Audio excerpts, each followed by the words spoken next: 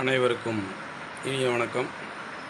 இன்றைக்கி நடந்திருக்கிற ஒரு ஜனநாயக படுகொலை அப்படின்னு சொல்லலாம். ஒரு எம்எல்ஏ கட்சி மாறுவதற்காக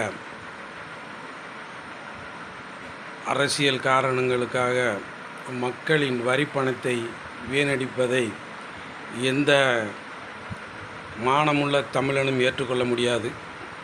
காரணம், ஒரு எம்எல்ஏ மறைந்தால் இடைத்தேர்தல் வரலாம், அல்லது ஆட்சி கலைக்கப்பட்டால் இடைத்தேர்தல் வரலாம்.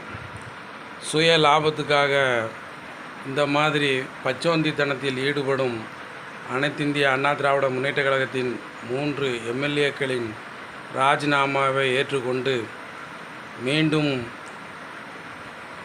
தான் ஆதரவு தெரிவித்த அதே கட்சியில் போய் இணைவதும், மக்களின் வரிப்பணத்தில் மீண்டும் ஒரு தேர்தலை கொண்டு வருவதும் எந்த தமிழனும் ஏற்றுக்கொள்ள முடியாது.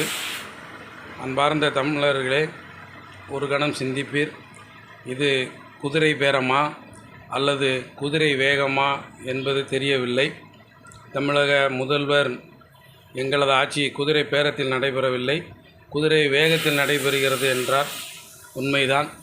குதிரை வேகத்தில் பொறுப்பேற்று 20 நாட்கள் கூட ஆகவில்லை. 10ஆம் தேதி பொறுப்பேற்று இன்று 26ஆம் தேதி 16 நாட்களில் 16ஆம் நாள் காரியம் செய்வது போல 16ஆம் நாள் இந்த மாதிரி ஒரு செயலை செய்திருப்பது என்னை போன்ற பொதுஜனமாகிய தமிழர்களுக்கு பெருத்த அவமானம், பண இழப்பு.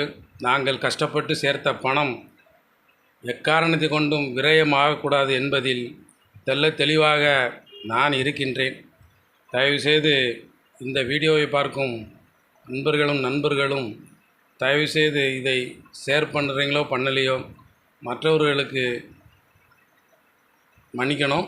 சப்ஸ்கிரைப் பண்ணுறீங்களோ பண்ணலையோ மற்றவர்களுக்கு இதை பகிர்ந்து விஷயத்தை கொஞ்சம் கொண்டு போங்க. அப்போ தான் இனிமேல் அரசியல் கட்சிகள் தெளிவாக இருக்கும். நன்றி.